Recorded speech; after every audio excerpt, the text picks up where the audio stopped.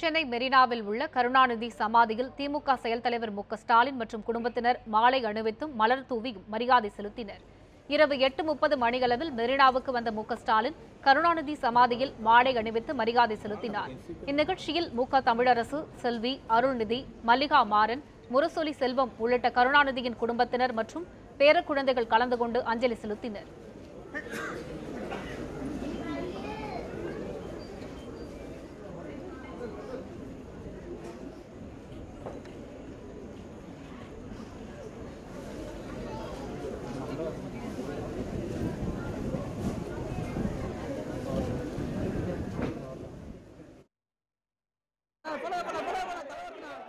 திமுக மகளிர் அணி செயலாளரும் மாநிலங்களவை உறுப்பினருமான கனிமொழி தலைமையில் அக்கட்சியின் மகளிர் அணி தொண்டர்கள் மெழுகுவர்த்தி ஏந்தி அஞ்சலி செலுத்தினர்.